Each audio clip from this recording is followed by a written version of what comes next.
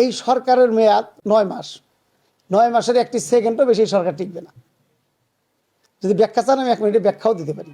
কারণ আকাশচুম্বী আশা নিয়ে মানুষ আসছে, অপেক্ষা করবে 3 মাস, দেখবে সরকারের প্রস্তুতি পিরিয়ড। পরবর্তী 3 মাস যখন গোসাগরে বাড়ি ফিরে যাবে, পরবর্তী 3 মাসে গণ আন্দোলনে সরকার বিদায় নেবে। কারণ সরকার যে পদক্ষেপগুলো নিয়েছে এটা আত্মঘাতী।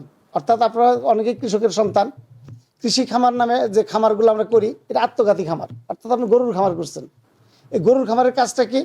গরুর খামারের কাজ হলো একটা গরু বিক্রি করবেন, 20টা গরু তো খামার করছেন, একটা গরু বিক্রি করবেন 19টা গরুরে খাওয়াবেন, আবার একটা বিক্রি করবেন 18টা খাওয়াবেন, পরে আরেকটা বিক্রি করবেন 17টারে খাওয়াবেন, লাস্ট মুহূর্তে একটা থাকবে ওটা বেঁচে নিজে খেয়ে বাড়ি যাবেন। এগুলো আত্মঘাতী প্রজেক্ট। তাই সরকার একটা আত্মঘাতী প্রজেক্ট নিছে, সেটা হলো কি ফ্যামিলি কার্ড, যেটা রিশিডিউল নাই। অর্থাৎ যে কার্ডে কোনো ইনকাম নাই, পরবর্তী দেওয়ার কোনো রাস্তা নাই, এই রিশিডিউল কার্ড এই দেশকে ধ্বংস করবে, সরকারকে ধ্বংস করবে, এই সরকার এই দেশ থেকে বিদায় করবে। এই রেসিডিউল কার্ড যদি বন্ধ না করতে পারে, এখানে আমরা কি চাই? আমরা তো এমপি মন্ত্রী হতে চাই না। আমরা চাই সবসময়ই যে জিনিসটা সেটা হলো জিরো দুর্নীতি, বেশি উন্নয়ন, অল্প গণতন্ত্র হলেও আমাদের চলবে।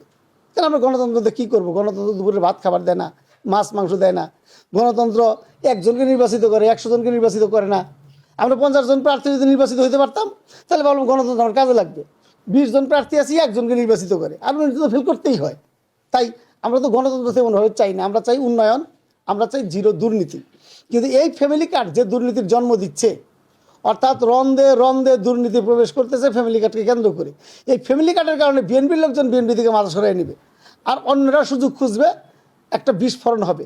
যে বিস্ফোরণে আমাদের এই বর্তমান সরকার আবার বিদায় নেবে। এতে ক্ষতি হবে কার? ক্ষতি হবে আমাদের। গাড়ি ভাঙবে আমার, সন্তান মরবে আমার, ভাই খুন হবে আমার, সম্পদ নষ্ট হবে আমার। ওদের কিছুই হবে না, রয়েছে হেলিকপ্টার দিয়া কেউ ভারত গেছে, কেউ আবার ইংল্যান্ড চলে যাবে। কিন্তু আমরা সাধারণ মানুষ আবার ক্ষতিগ্রস্ত হবো, আবার 3000 কোটি টাকা খরচ হবে। কার টাকা?